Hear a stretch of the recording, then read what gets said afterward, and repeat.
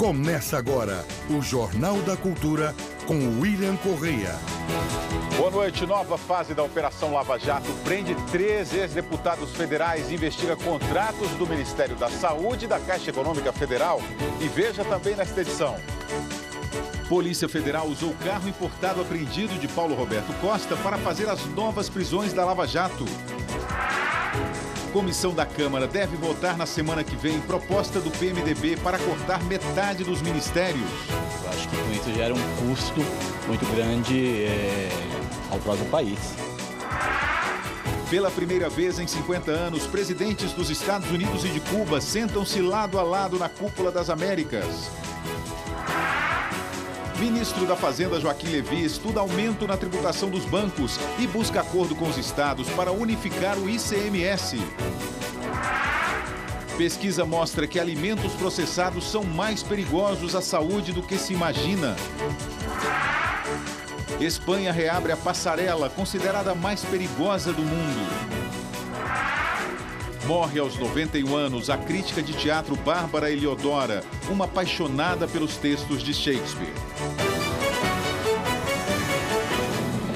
E nossa bancada tem hoje a presença do advogado criminalista Roberto Delmanto Júnior e do coordenador do Grupo de Análise Internacional da USP, Ricardo Senes.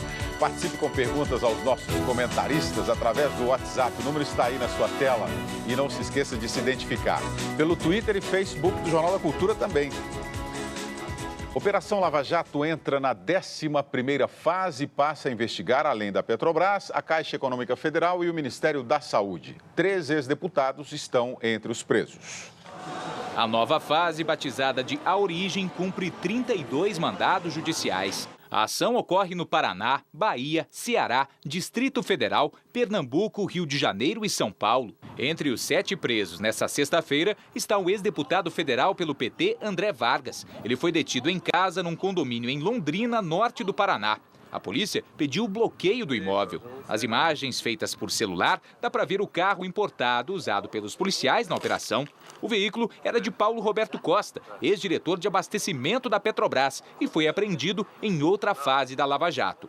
A 11ª fase da Operação Lava Jato vai além da Petrobras. Também serão investigadas irregularidades na Caixa Econômica Federal e no Ministério da Saúde. Nós vamos investigar agora as relações com esses 2 órgãos. Qualquer suposição nesse momento seria ainda muito temerária. Segundo a Polícia Federal, uma agência de publicidade contratada por André Vargas e o irmão dele, Leon, que também foi preso, era usada para lavar dinheiro.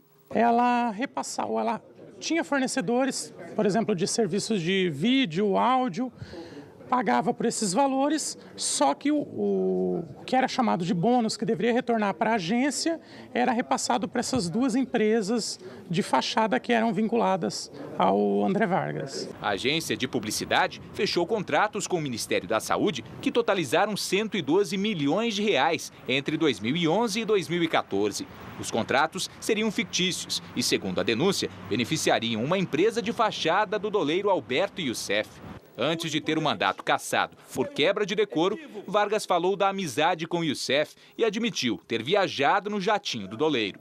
Os outros detidos são Luiz Argolo, ex-deputado do Solidariedade da Bahia, a secretária dele, Hélia Santos da Hora, e Pedro Correa, ex-deputado do PP de Pernambuco, que já cumpre pena pelo mensalão. Todos os presos foram transferidos para a carceragem da Polícia Federal em Curitiba.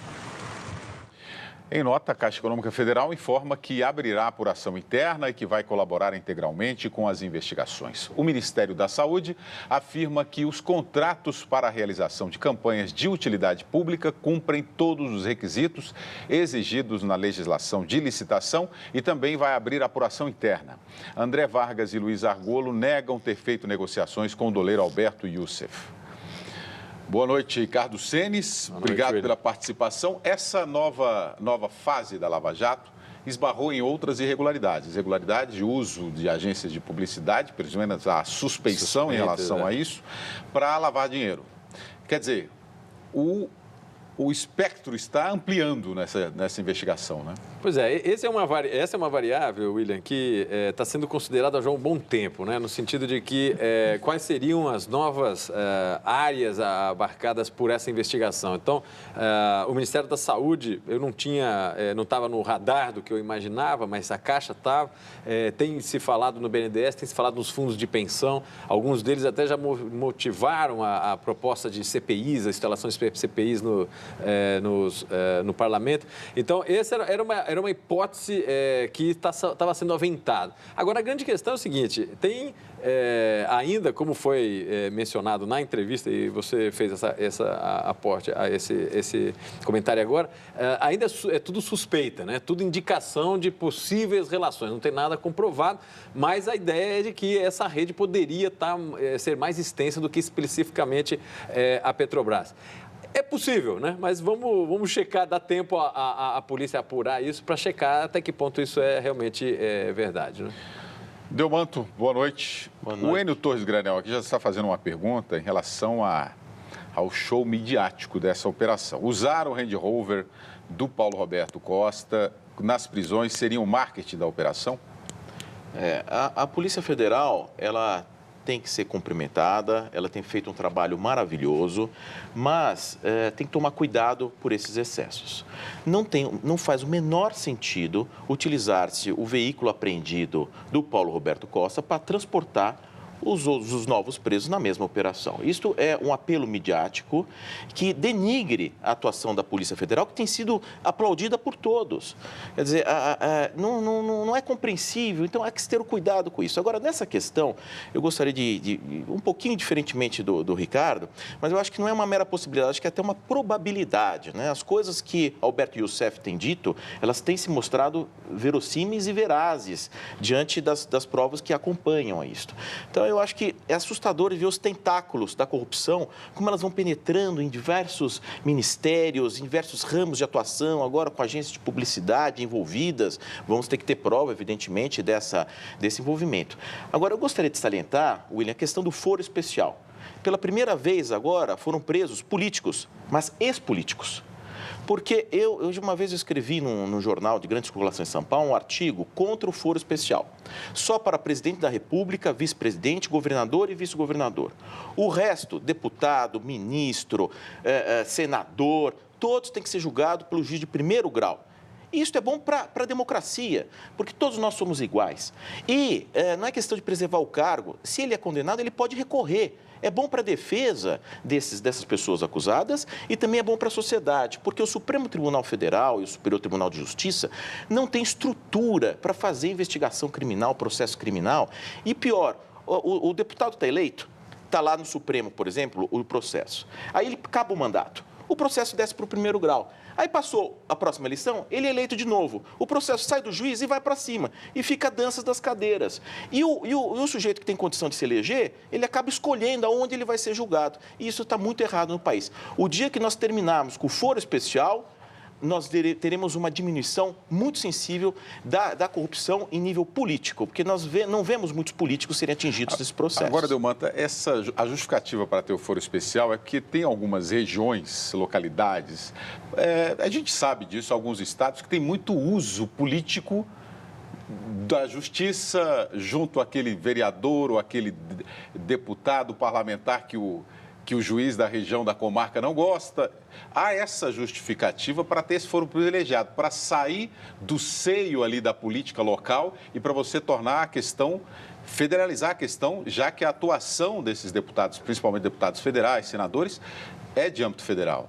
Isso você acha que não vai perder com isso, tendo só acabar com o foro privilegiado, só para governador, presidente, etc? Não existe sistema perfeito. Todo sistema vai ter algum ponto frágil. Mas, dentro do quadro que nós assistimos hoje, eu não tenho dúvida nenhuma que nós temos que terminar com o foro especial. E essas questões de um abuso de um promotor público que vem perseguir um prefeito, nós temos muito inquérito de civis públicos, realmente é uma dor de cabeça para o gestor público. Mas nós temos mecanismos de controle, temos o judiciário, tem habeas corpus, quer dizer, é o caminho natural e exigir um amadurecimento, inclusive, dos juízes de primeiro grau para a questão, ou seja, a responsabilidade do juiz é muito grande. E ele tem que filtrar. Agora, se vira juiz herói, juiz que não sai da mídia, ele tem que receber a devida censura, porque a judicatura há de ser discreta. Luiz Robortella aqui pelo Twitter, Senes. Será que a Operação Lava Jato não corre o risco de ficar inviável em razão das inúmeras frentes de batalha abertas juntas? Pois é, eu acho que esse é um desafio. O que está ocorrendo é que você tem uma mobilização significativa aí de recursos nesse investimento, nesse projeto, nessa frente de investigação. Ele é claramente tido como uma prioridade. Agora, se a gente acompanhar, a Polícia Federal vem soltando periodicamente essas operações ao longo dos últimos 10, 12 anos, com uma frequência enorme, né? Aí a pergunta dele com relação a recursos. Se você checar o que cresceu os recursos alocados na Polícia Federal nos últimos anos, é significativo. O quadro aumentou, o volume dos recursos orçamentários da Polícia Federal aumentaram, a estrutura especializada de várias áreas da Polícia Federal foram criadas. Então, eu acho que é um grande ponto dessa discussão. A sociedade veio preparando a própria Polícia Federal para fazer esse tipo de função. O próprio governo petista contribuiu para isso, principalmente acho que a partir do ex-ministro da Justiça do primeiro governo do Lula, o Tomás Bastos. Esse é um processo que, paradoxalmente, acabou atingindo o próprio governo que, de alguma maneira, fortaleceu essa estrutura. Agora, o risco de você abrir frentes demais, ele ocorre, mas me parece que ainda está compatível, está sendo administrado de maneira correta. Só para encerrar, o André Lúcio aqui pelo WhatsApp está dizendo que o uso de carro descaracterizado é para não atrapalhar o flagrante.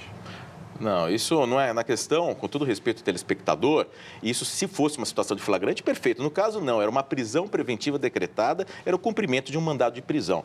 Carro descaracterizado, tudo ok, perfeito, mas é para fazer o flagrante esperado, mas não para cumprir um mandado de prisão. Eu admiro o trabalho da Polícia Federal, que ela tem sido feita, mas eu repito, não pode incorrer nesse tipo de lapso de sensacionalismo, porque desmerece o próprio trabalho da Polícia Federal. Reincidente Pedro Correia foi transferido de presídio. Agora ele vai passar do regime semiaberto para o fechado. Condenado a 7 anos e 2 meses de prisão por corrupção passiva e lavagem de dinheiro no processo do Mensalão, Pedro Correia cumpria pena em regime semiaberto no Centro de Ressocialização do Agreste, em Canhotinho, Pernambuco. Em delação premiada, o ex-diretor de abastecimento da Petrobras, Paulo Roberto Costa, citou Pedro Correia como beneficiário de R$ 5.300.000 em propina. O dinheiro, segundo Costa, foi repassado a Correia em 2010 para ser usado na campanha eleitoral. Segundo a Polícia Federal, Correia ainda recebia uma espécie de mesada do doleiro Alberto Youssef, repassada como propina ao Partido Progressista. O político pernambucano exerceu o mandato de deputado federal em 4 legislaturas, até ser cassado em 2006. A defesa de Pedro Correia informou que não vai se manifestar até tomar conhecimento das acusações. Se Pedro Correia for condenado nesse caso, soma a pena anterior a essa, é isso? Exatamente. O que restar da pena anterior, que ele já vem cumprindo, é acrescido à nova pena. Inclusive o regime de cumprimento, que eles estavam no regime semiaberto, salvo engano, querendo ir para o aberto, o juiz lá não autorizou, e agora, se vier uma nova condenação, será se somar. Mas agora existe uma prisão preventiva, ou seja, mesmo sem uma nova condenação, o rigor penitenciário, por enquanto, até o momento, ele foi transferido para Curitiba, estando à disposição do juiz Moro, que decretou a prisão. Começou agora à noite a Cúpula das Américas no Panamá, que vai reunir pela primeira vez na mesma mesa, Estados Unidos e Cuba. O encontro também deve marcar a retomada das relações do governo americano com a Venezuela e o Brasil. Horas antes do início oficial da cúpula, o presidente americano participou do Fórum Empresarial das Américas, ao lado da presidente brasileira Dilma Rousseff e de outros líderes latinos. Amanhã à tarde, Brasil e Estados Unidos vão ter um encontro bilateral, que deve marcar a retomada das relações entre os dois países, abaladas desde o escândalo de espionagem de líderes mundiais. Eles devem acertar uma visita de Dilma Rousseff a Washington em junho. Barack Obama Obama também vai se encontrar sozinho com o líder cubano Raul Castro amanhã. Será a primeira reunião entre os dois. O chanceler cubano e o secretário americano de Estado já se encontraram oficialmente no Panamá. O embargo a Cuba está caindo aos poucos. Os Estados Unidos já liberaram viagens à ilha, envio de dólares e a abertura de alguns setores comerciais. A preocupação agora é com a Venezuela. Em visita às ruas da cidade do Panamá, o presidente Nicolás Maduro foi recebido com gritos de apoio. Ele prometeu entregar uma petição com 13 mil assinaturas contra as sanções americanas e voltou a dizer que está disposto a dialogar. Você quer fazer uma observação ainda sobre aquela sua fala em relação ao Pedro Correia, não é isso? Isto. Só salientar o seguinte, como ele está em regime semiaberto, não é porque o juiz decretou uma prisão preventiva que ele tem necessariamente que sair desse regime semiaberto, porque ele está preso no regime semiaberto. Ou seja, ele só perderia o semiaberto se ele for condenado em outro processo, porque é pena de execução penal, não uma prisão preventiva. Ou seja, decreta-se uma preventiva de alguém que já está preso, até uma redundância nisso. Ou seja, ele foi para Curitiba, provavelmente para prestar depoimento, mas depois ele deverá retornar ao regime semiaberto. Esta é a minha posição. Senes, Cúpula das Américas. O Brasil teve um afastamento dos Estados Unidos. Houve alguma perda em relação à questão econômica? Pois é, William. Tiveram, esse afastamento que você se refere foi a partir do problema de espionagem, etc. Sim, Dilma. Esse afastamento político, né? Gerou também afastamento econômico? Exato. E aí acontece, nós estamos falando de dois atores que são muito assimétricos entre si, né? Você tem uma potência como os Estados Unidos, no sentido amplo, militar, econômico, tecnológico, etc. E você tem um país em desenvolvimento que está... com o seu projeto de desenvolvimento necessitando de N questões, inclusive de tecnologia, recursos externos, etc. Quando se afastaram esses dois países, quem acaba perdendo mais nesse jogo é, óbvio, o lado mais fraco, tá certo? E o Brasil perdeu, de fato, 3, 4 anos de uma relação importante que hoje está fazendo falta para a parte importante aí das nossas demandas aí por desenvolvimento. Eu destacaria, de um lado, a questão econômica, comercial, em particular, e, segundo, todos os projetos que estavam em andamento na área de cooperação tecnológica, em particular na área de aviação civil e alguns outros temas como biotecnologia e TI. O prejuízo, por razões políticas, pode se discutir se foi razoável ou não a resposta brasileira, principalmente da presidente Dilma, mas o fato é que teve custo, sim, não foi um afastamento sem custo. Então, essa Cúpula das Américas, um dos pontos também muito relevante é essa aproximação do Brasil. E não só a aproximação com a Venezuela, o encontro com o Chaves. Eu diria, William, que a coisa mais mediática aí é o reencontro, a foto do presidente americano ao lado do presidente cubano. Isso é do ponto de vista mediático. Mas do ponto de vista da agenda concreta, eu acho que essa reaproximação dos dois principais países do hemisfério, Estados Unidos e Brasil, isso é muito forte, tá certo? Porque na medida em que essas duas potências, as duas maiores potências do hemisfério, eles se realinham minimamente, a possibilidade da agenda hemisférica como um todo avançar é muito maior. Então, aí, eu diria que a grande questão desse encontro tem vários temas importantes. Tem a crise da Venezuela, tem a crise da Argentina, tem a questão de novos lanços de acordos comerciais na região. Você tem uma série de temas relevantes. Mas eu diria que o eixo estrutural que esse encontro tem como mais relevante é uma possível reaproximação Brasil e Estados Unidos. Isso tem consequência importante para o futuro próximo e o futuro do médio prazo. Muito bem, eu falei Hugo Chaves aqui, eu queria falar Raul Castro. Acabei um ato falho. A ex-secretária de Estado e ex-primeira-dama Hillary Clinton vai lançar no domingo a candidatura à presidência dos Estados Unidos nas eleições de 2016. Ela precisará disputar as prévias do Partido Democrata. Pesquisas apontam que Hillary tem apoio popular e lidera a corrida para suceder Barack Obama. A Comissão de Constituição e Justiça da Câmara dos Deputados deve votar na próxima terça-feira a proposta que diminui para 20 o número de ministérios no país. O autor do projeto é o presidente da Câmara, Eduardo Cunha, do PMDB. 38 ministérios. Se já é difícil lembrar o nome de todos, mais ainda saber para que serve cada um deles. Desenvolvimento social serve para... não sei. Qual a diferença desse ministério para o Ministério do Desenvolvimento? Ministério Social e Desenvolvimento? Não sei falar. E até terça-feira eram 39. Com o vice-presidente Michel Temer assumindo a coordenação política do governo, o Ministério das Relações Institucionais foi extinto. Mesmo assim, o Brasil segue como um dos países com mais pastas no mundo. Entre as nações mais ricas, perde somente para a China e para o Canadá. Isso gera um custo muito grande ao próprio país. Eu acho que poderia diminuir bastante. No chamado presidencialismo de coalizão, o presidente precisa obter apoio no Congresso Nacional para aprovar as medidas que são propostas. E na maioria dos casos, a moeda de troca são cargos no governo. O aumento no número de ministérios reflete também o aumento no número de partidos que conseguiram assento no parlamento nos últimos anos. A época do presidente Fernando Henrique Cardoso, esse 70% você tinha com 6 partidos. Hoje, você vai precisar ter pelo menos uns 10 partidos.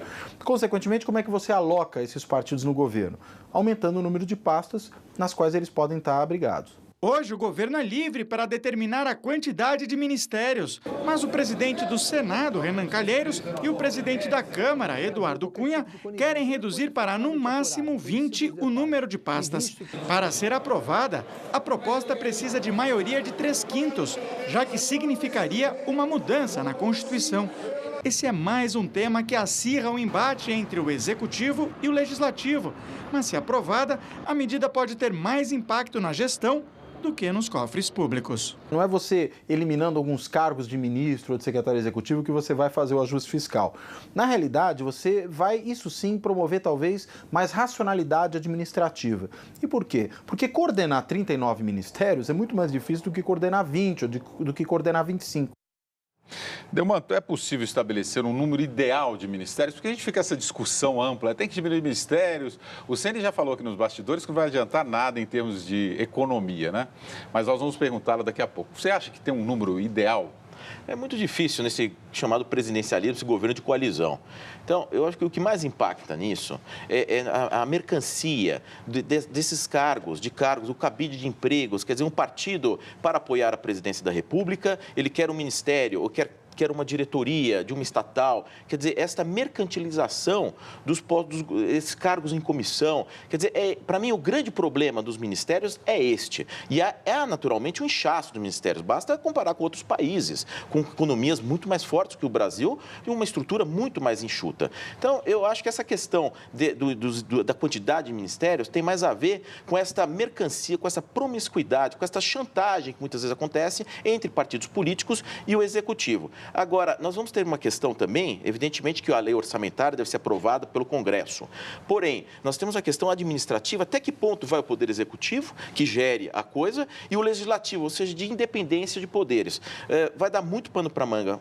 Isso vai dar muito pano para a manga, mas eu acho que essa iniciativa de reduzir despesas e começando o exemplo lá em cima com os ministérios, mesmo que talvez que não sejam tão impactantes em termos econômicos, mas o que isso significa de enxugar e otimizar a máquina administrativa, eu dou todo o apoio.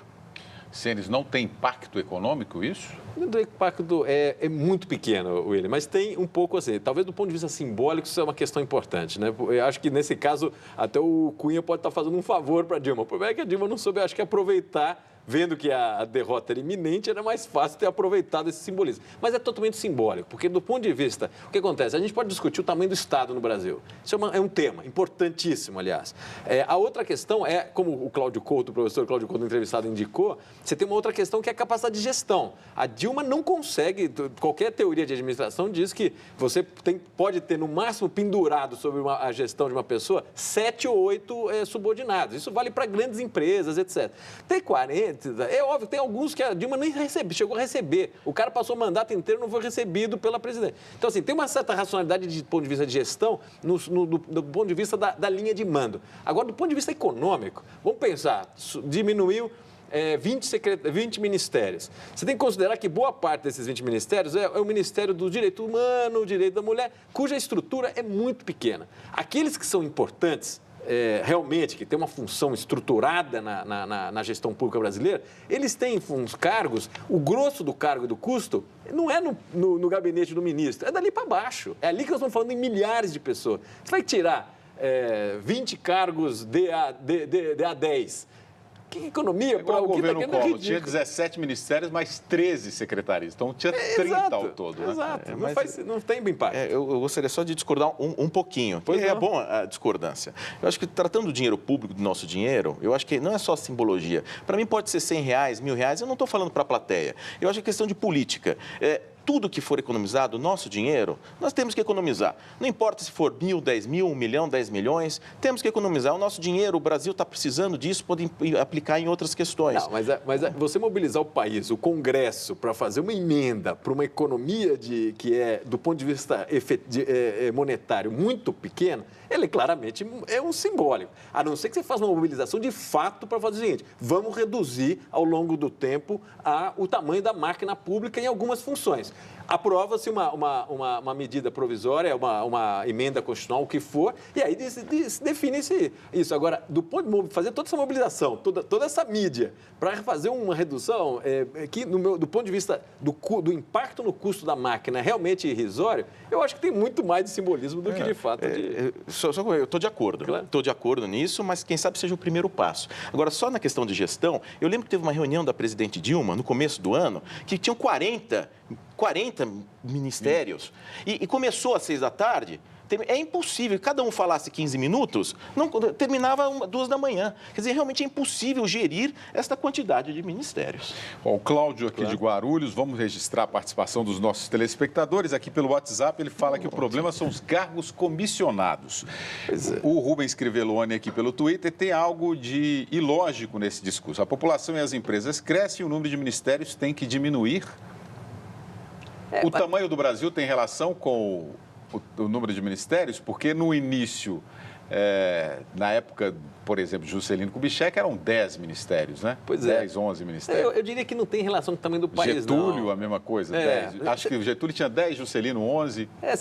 O tamanho do Estado tem a ver, o tamanho do número de ministérios tem a ver com o tamanho das funções que o Estado assume. Então, você vai nos Estados Unidos, por exemplo, no governo federal, como é um país muito federalizado, você tem muita atribuição nos estados e algumas poucas atribuições no nível federal. Então, o que acontece? É o número que se usa classicamente. Você tem o presidente americano nomeia, no máximo, 3.500 pessoas para cargos comissionados. No governo, aqui um presidente brasileiro nomeia 20 mil. Agora, o que tipo de atribuições você tem no nível federal brasileiro vis-à-vis o nível federal americano? Então, ele tem a ver com o tamanho que a máquina do Estado tem naquele nível de governo. O Estado brasileiro é muito grande. Tá certo? 40% do PIB brasileiro é arrecadação tributária, ou seja, isso é recurso que vai ser gerido pelo Estado. Isso implica em máquina muito grande. Mas eu acho que há um inchaço da União. Porque nós temos que rever tudo isso, porque os recursos, inclusive os impostos, vai tudo primeiro para a União, para depois voltar para os estados, ou seja, há uma hipertrofia da União, o que põe em xeque até a nossa federação, nosso sistema federativo. Acho que tem muita coisa a se arrumar nesse país, estou de acordo com o Ricardo. Nenhuma, Encerrando, Diogo Moba, aqui pelo Twitter, o Palácio do Planalto emprega atualmente 4.600 funcionários, exatamente 10 vezes mais que os 460 servidores da Casa Branca. E o presidente da Câmara dos Deputados, Eduardo Cunha, é mais uma vez alvo de protestos. Os manifestantes invadiram a Assembleia Legislativa da Paraíba durante a visita do parlamentar. O grupo entrou no prédio da Assembleia, mas foi barrado pelos seguranças no pátio que dá acesso às galerias do plenário. Houve confusão e uma porta de vidro foi quebrada. Integrantes de movimentos sociais e sindicais participaram da manifestação. Com gritos, vaias e apitos, dezenas de pessoas protestavam contra o posicionamento de Eduardo Cunha em relação à criminalização da homofobia e o projeto de lei que regulamenta a terceirização de mão de obra, aprovado pelos deputados na última quarta-feira. Em Natal, no Rio Grande do Norte, outro protesto. Eduardo Cunha entrou na Assembleia por uma porta lateral para evitar os manifestantes que ocupavam a frente do prédio com bandeiras. No fim do mês passado, em São Paulo e no Rio Grande do Sul, Eduardo Cunha também foi vaiado por integrantes do movimento LGBT. A seguir, ministro da Fazenda planeja aumentar a tributação dos bancos e mais. Depois do incêndio, a empresa é obrigada a recuperar o meio ambiente em Santos.